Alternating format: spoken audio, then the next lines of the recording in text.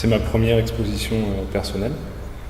J'ai la chance d'avoir été invité par Entrepôt-Neuf, la galerie Barnou, pour proposer un ensemble de toiles. J'ai été prévenu suffisamment à l'avance pour pouvoir réfléchir à une exposition qui serait un moment. C'est quelque chose qui m'intéresse particulièrement. C'est-à-dire que les toiles qui sont là, elles ont été majoritairement pensées pour le lieu, à la fois dans les formats, mais aussi dans ce qui est peint dessus, notamment par l'apparition, pour la première fois dans ma pratique de la peinture, du fluo. Si je devais donner un point commun un petit peu à toutes les toiles qui sont présentes, c'est peut-être la difficulté qu'il y aurait à en donner des reproductions. Donc c'est des toiles qui sont très compliquées à photographier, c'est quelque chose qui m'intéresse.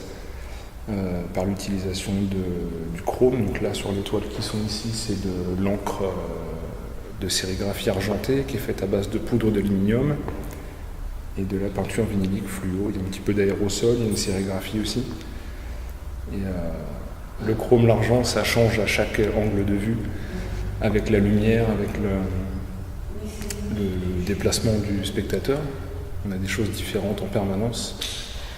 Le fluo, c'est impossible à photographier, ça renvoie plus de lumière que ça n'en absorbe, contrairement à la photographie. Et donc c'est des tableaux devant lesquels on est obligé de se positionner dans le réel. Donc la personne qui veut vraiment voir les tableaux est obligée de se déplacer, d'avoir une expérience physique avec le tableau. Et d'autant plus ici, puisqu'il y a des espèces de jeux de reflets entre les tableaux. Donc dans certains tableaux chrome, selon où est-ce qu'on se positionne, on voit apparaître un petit peu de rouge, un petit peu de fluo. Il y a un tableau qui est positionné dans la salle noire, donc qui paraît difficile une photographie avec la balance des blancs, donc ça s'efface complètement. Il y a la sérigraphie en haut qui est un monochrome chrome, donc qui est une sorte de miroir un petit peu flouté avec toutes les textures du papier dans lesquelles on retrouve la couleur d'un vêtement qu'on va porter ou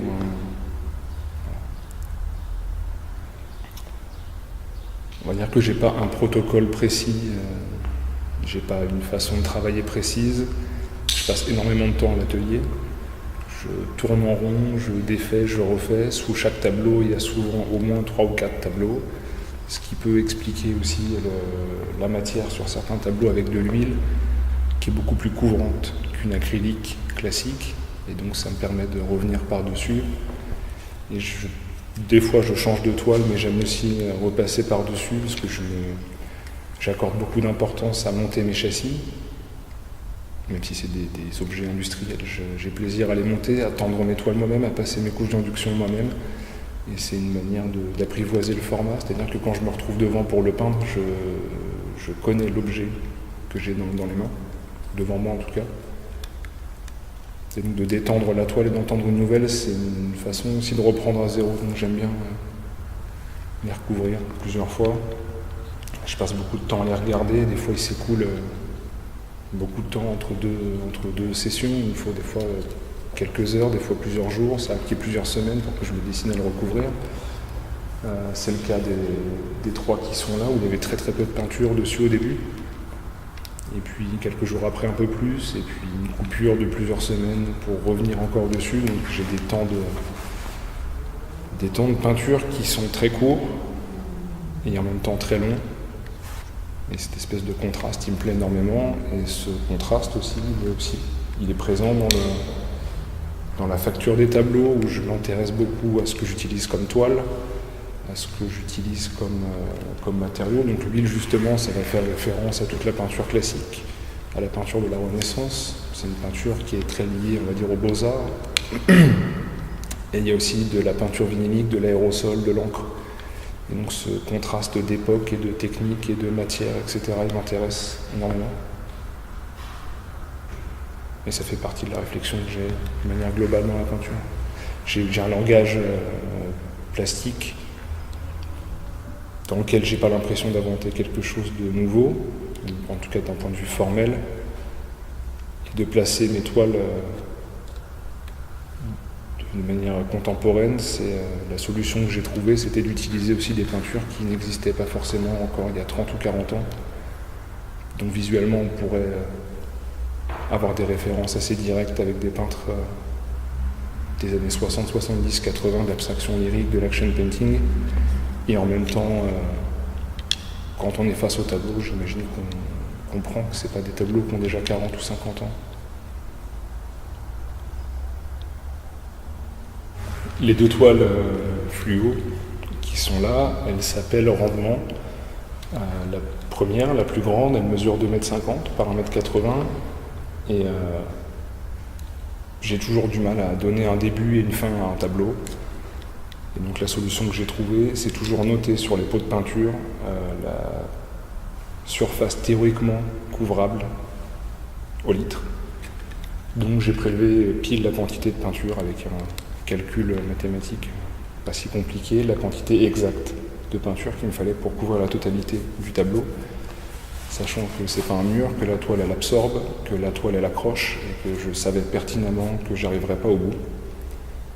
J'ai pas peint avec un rouleau sur une face parfaitement lisse.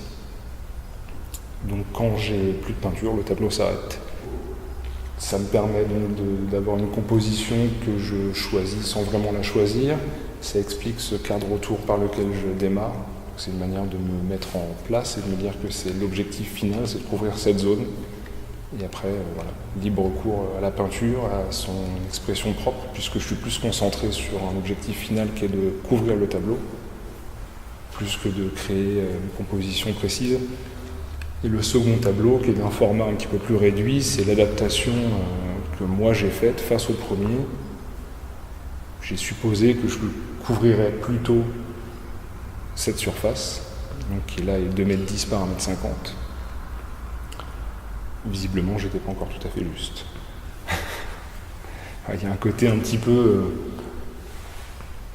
simple dans ces points de départ que j'ai pour mes tableaux et qui en même temps, je pense, peuvent soulever énormément de questions par rapport à la représentation de la peinture aujourd'hui, à l'utilisation amateur ou professionnelle de la peinture dans différents métiers, dans différentes applications, que ce soit les peintres en bâtiment, que ce soit les gens qui bidouillent un petit peu chez eux, qui essaient de rénover quelque chose sans trop savoir faire.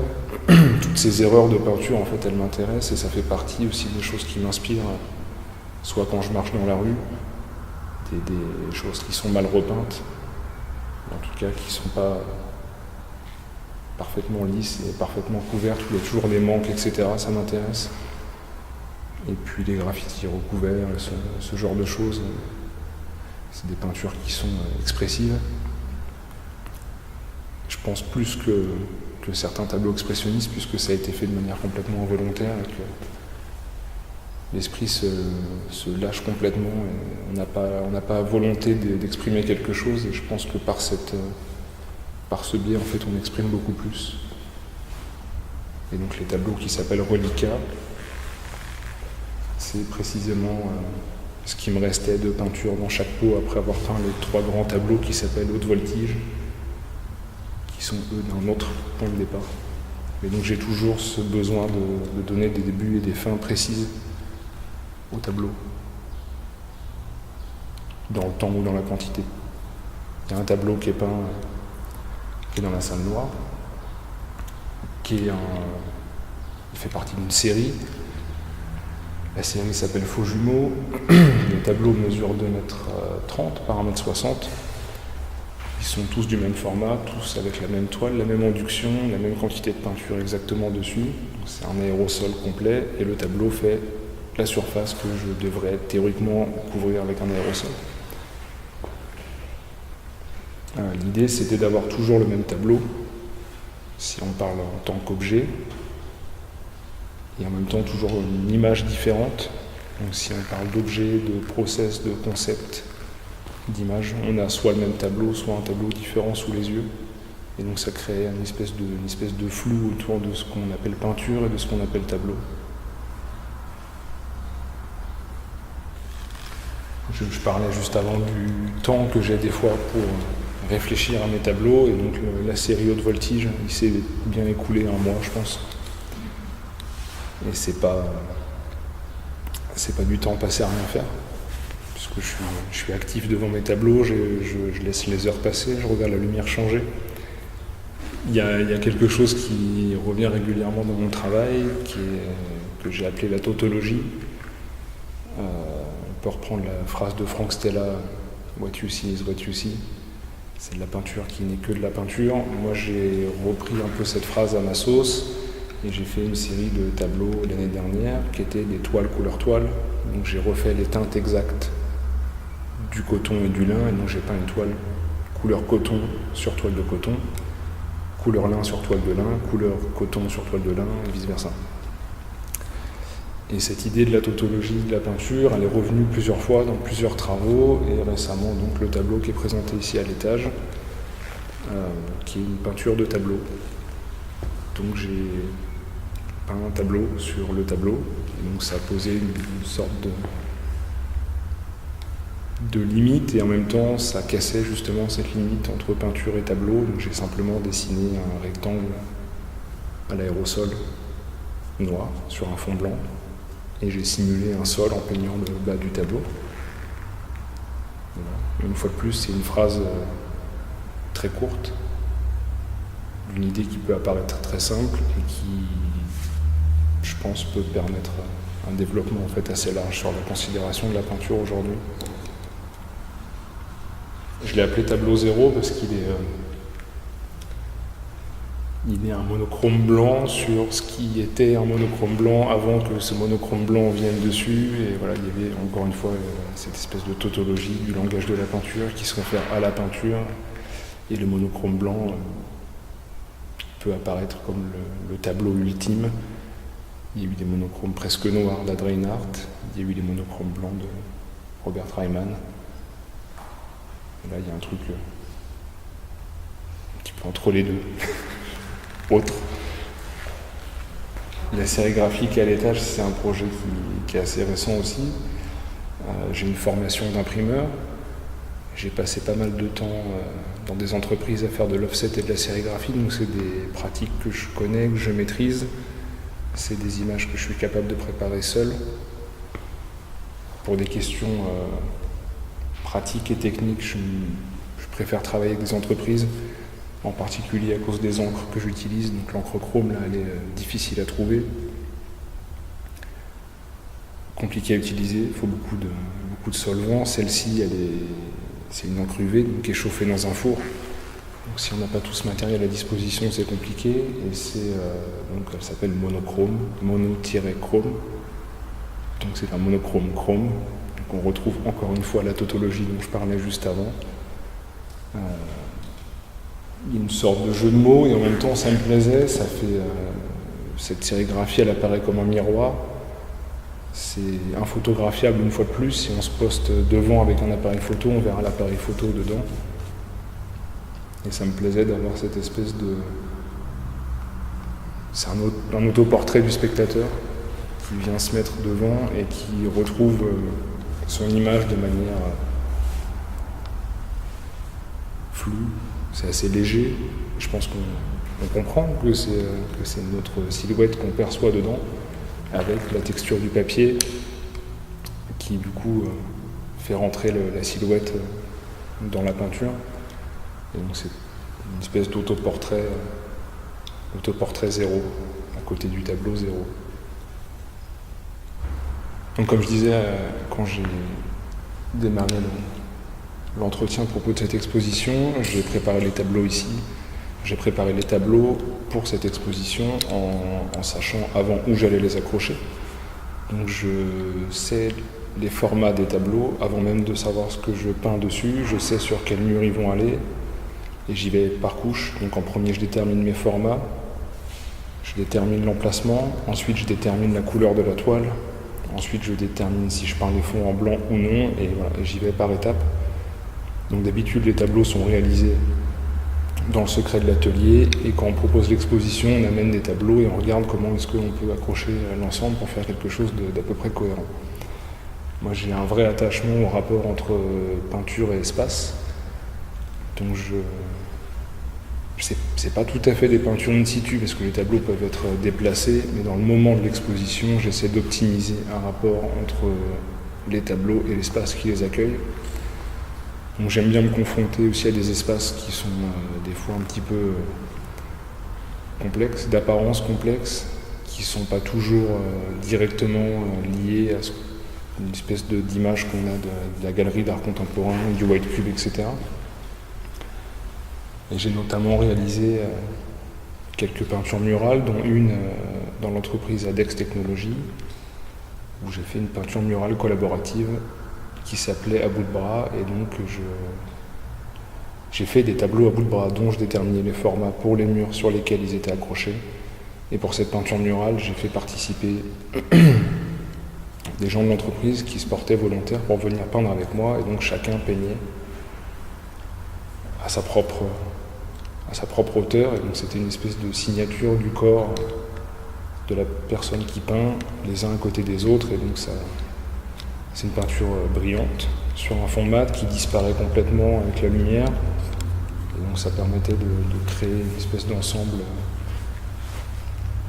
entre l'entreprise, les gens qui sont venus la peindre.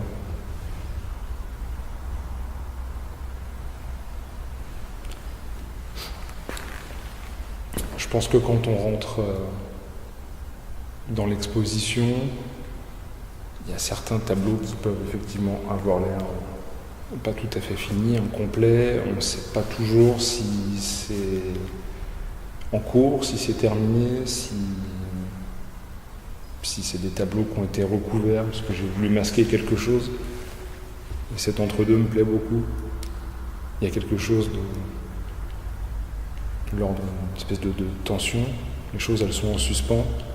Et ça me paraît cohérent aussi au regard de ce que je dis depuis tout à l'heure. D'une peinture qui est presque une installation, en tout cas, qui est là je vois l'exposition comme un moment. Les toiles, elles sont comme ça maintenant parce qu'elles me paraissent cohérentes comme ça. Je ne ressens pas la nécessité d'en faire plus. C'est difficile pour moi de donner encore, je l'ai dit tout à l'heure, mais un début et une fin, un tableau, c'est presque impossible. Donc je suis obligé de me fixer des limites. Et dans ces limites, j'espère que je ne vais pas arriver à un monochrome. Et les tableaux sont comme ils sont. Et ça en fait pas des bons tableaux. Et c'est pour ça que j'enlève mes toiles et que j'en tends d'autres et que j'en enlève et que j'en tends encore et encore et encore et encore. Mais qu'à un moment, il faut arrêter les choses. Donc je trouve des astuces pour les arrêter et ensuite je passe du temps à les regarder et à réfléchir si c'est bon ou pas bon. J'ai plaisir à regarder mes tableaux. J'ai plaisir à peindre et j'ai plaisir à les regarder.